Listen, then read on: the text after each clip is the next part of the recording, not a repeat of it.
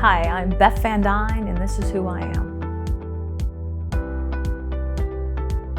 You are crushing working families. Not only are they paying more at the gas tank, but they're now paying more everywhere. My dad was in the Air Force. We were at Rome Air Force Base in Griffiths.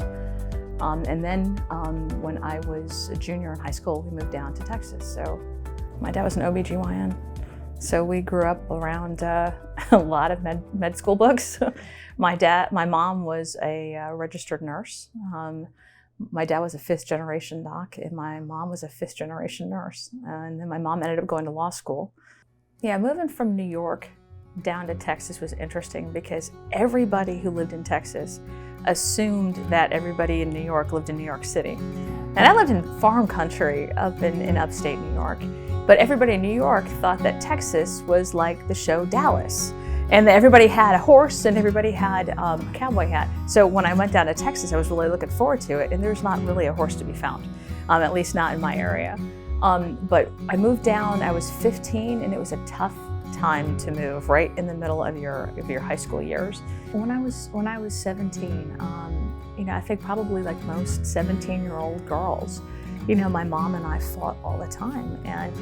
But there was one time, she's like, if you don't like it, you can leave. If you don't like it, this is my house, my rules, you don't like it, you can leave. And so finally one day I'm like, okay, fine. I didn't have a job.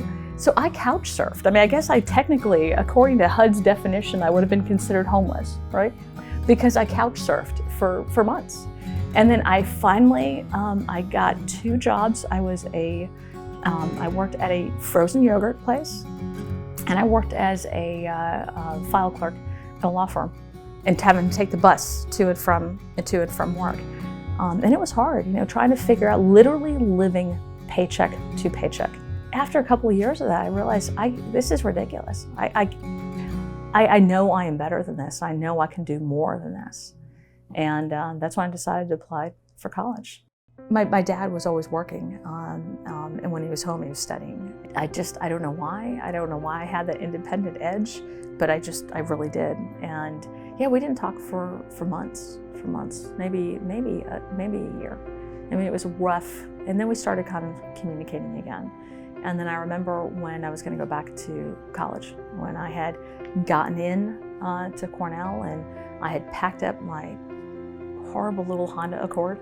And I remember calling my dad and saying, hey, do you want to drive up there with me?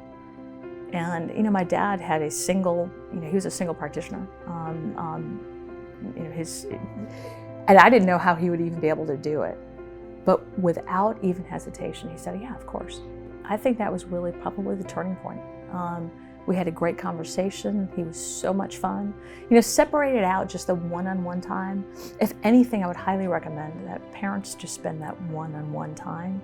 I was always closer growing up with my mom, but I think as soon as I had kids is when we got a lot closer. Because you start seeing them as real people. Up until then, your parents are supposed to know everything. They're perfect people. They're not supposed to make mistakes. Then you realize it doesn't come with a book. When my daughter was first born, literally within 12 hours, we knew that she had a problem with her eye. And when she was 5 days old, she had her first surgery. And she ended up having 9 surgeries her first year. She's blind in her eye, but she's kind of grown up with that. She doesn't know any better. But when we used to go to the park, she was really sensitive to sunlight, and she'd always cover her eye. And it's Texas. Sun is out everywhere, and there was just no shade. So I remember going to our parks committee and asking, can we do something? Can we add some trees? Can we add some tents? Can we do something to get more shade? And before I knew it, I was the parks committee chair, and we got that park built. And then from there, I started just paying, I think, a little bit more attention about what was happening in our community. People knew that I was the go-to person. As a mayor, I was in a position I could force things through. Even if I didn't have the support of everything that I wanted, I could at least get things done. You could talk to the people who you helped. You could have them come up to you, and you could help them right then.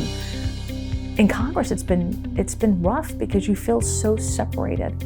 So far away from those direct interactions and direct successes.